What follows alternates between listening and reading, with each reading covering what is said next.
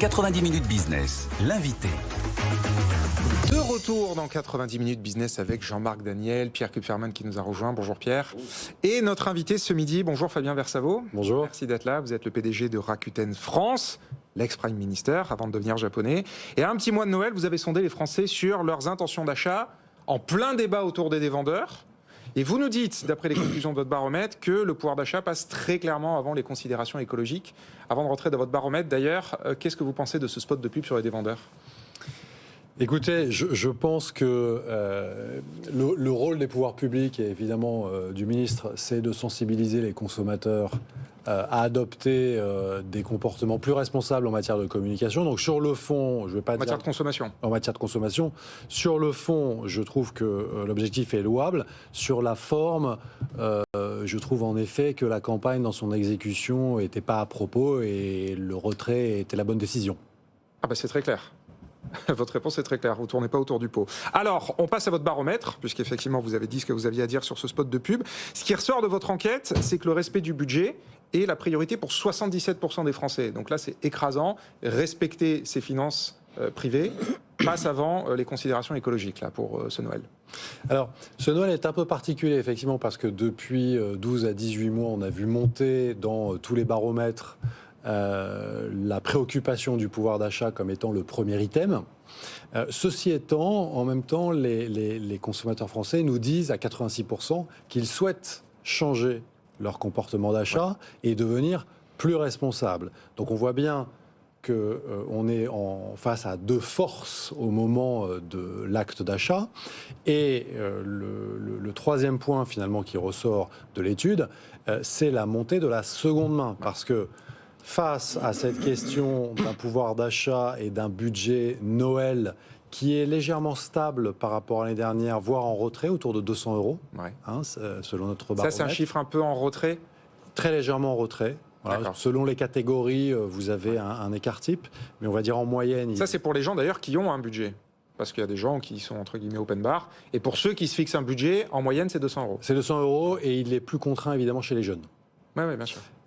En revanche, l'ensemble des catégories socioprofessionnelles et des classes d'âge aujourd'hui s'accordent sur le fait de dire il faut que mes habitudes de consommation changent et pas uniquement en dehors de Noël, également à Noël. Et donc la perception de l'achat de seconde main à Noël est en train de changer radicalement dans ce pays. Alors nous, vous savez, vous l'avez dit, ça fait 10 ans à peu près que ce baromètre, nous l'éditons chaque année, et on voit monter inexorablement le changement de comportement. Oui, mais alors ça, effectivement, c'est le point le plus frappant, je trouve, de votre baromètre, c'est qu'un Français sur deux est prêt à offrir des cadeaux d'occasion. Alors qu'il y a 2 ans, c'était 1 sur 5. Exactement. Donc, quelque part, ça devient la nouvelle norme d'offrir de la seconde main. Ça devient la nouvelle norme et le chiffre est encore plus frappant chez les 16-44. Ouais. Il est de 62%, plus 1 point par rapport à l'année dernière. Ça veut dire, imaginez, c'est 2 tiers de la population. Que 2 jeunes consommatrices français sur 3, aujourd'hui, s'engagent pour de la consommation de seconde main au moment de Noël. Dans des catégories comme les jouets, ces mêmes répondants nous disent « Moi, je vais acheter 50% des jouets en seconde main ». Alors qu'avant, il y avait des craintes. On se disait « Si c'est pas neuf, je m'inquiète pour mes enfants ». Mais c'est une affirmation « Je vais », mais est-ce qu'ils le font ? Parce que souvent, on affirme des choses qu'on ne fait pas. Alors, il y a, vous avez raison, parfois, des décalages entre les baromètres déclaratifs. Ceci étant, nous qui avons l'antériorité sur ce marché, puisque nous avons été parmi les pionniers en matière d'économie circulaire sur Internet, depuis plus d'une dizaine d'années, je le disais, nous voyons monter inexorablement chaque année la part des transactions de seconde main sur notre plateforme. Nous avons 12 millions de membres, c'est un e-acheteur sur 4, donc ça nous donne une représentativité intéressante des comportements du marché. La semaine dernière, je regardais là avant de venir sur votre plateau, la semaine dernière, 1 produit sur 2 qui a été vendu sur la plateforme Rakuten en France était un produit de seconde main. Mais il y a une question aussi à Noël. Il y a un marché de revente des cadeaux de Noël. Est-ce que vous suivez ça aussi? Moi, ça me fascine ce marché parce que donc c'est vos concurrents, le Bon Coin, qui disent qu'une des journées où il y a le plus d'activité, c'est le 26 décembre, parce que les gens revendent leurs cadeaux et que cette activité est en train de décliner parce que les gens ont déjà vendu auparavant leurs cadeaux. Il y a un marché à terme. Il y a des gens en ce moment qui vendent le cadeau qu'ils n'ont pas reçu mais qu'ils anticipent. Est-ce que vous suivez ce genre de choses ou est-ce que vous êtes uniquement sur le marché de première instance? Non. Alors effectivement, on a, vous vous souvenez de Price Minister à l'époque de la French Tech première vague, on va dire, le slogan était devenez radin. Ouais, et nous avons été les premiers à mettre en exergue ce phénomène de revente de cadeaux qui à l'époque restait marginal. Il faut le dire, il y avait un tabou, une considération culturelle, sociale, qui freinait la majorité des Françaises et des Français. Aujourd'hui, y compris sur des classes d'âge seniors, 55 et plus, on voit année après année que ce tabou, ce blocage est en train de tomber. Aujourd'hui, un Français sur deux se déclare prêt à revendre ses cadeaux de Noël, soit parce que ceux-ci ne correspondent pas à ses souhaits, soit parce que finalement, on va privilégier plus l'usage et le sens plutôt que la propriété, la possession. Donc à un moment donné...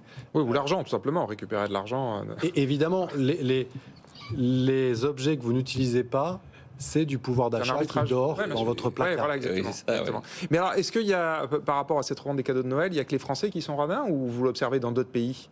La revente de cadeaux de Noël? Non, c'est une tendance qui se développe partout en Europe. Ouais. Particulièrement quand même en France. C'est là où elle est plus accentuée. Alors c'est peut-être cette année, notamment lié au fait que, on le voit bien, la pression sur le pouvoir d'achat, l'inflation en France reste plus élevée en moyenne, je parle sous votre contrôle, que dans d'autres marchés européens à présent. Enfin, le marché commence à refluer. Le marché des jouets, on nous annonce que le prix des jouets sera moins élevé cette année. Non seulement il n'augmente plus, mais il devrait être moins élevé baisserait par rapport à l'année dernière. Est-ce que ça aussi, vous le constatez ou pas? Alors, sur les jouets neufs, sincèrement, je ne sais pas. En revanche, compte tenu de la part de ce que j'évoquais, c'est-à-dire la part des achats de seconde main dans cette famille de produits, et si j'englobe les jeux vidéo également, oui, en effet, le panier moyen va baisser, mais je pense plus sous l'effet du mix. D'accord. Et toute dernière question, on parle de consommation générale, on sort du Black Friday. Comment ça s'est passé pour vous, le Black Friday?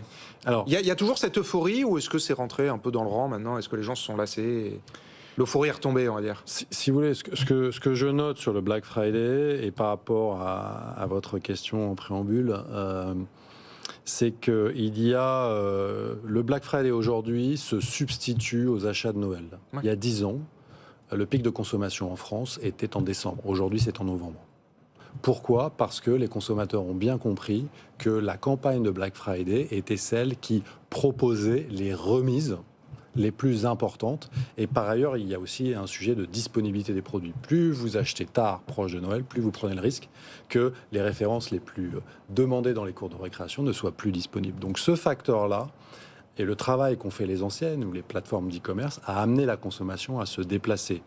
Et par ailleurs, le Black Friday représente pour les ménages français un coup de pouce de leur pouvoir d'achat qui est tout à fait considérable, qui, de mon point de vue, est plus utile qu'un certain nombre d'initiatives gouvernementales financées avec de l'argent public. Vous parlez du bonus réparation ?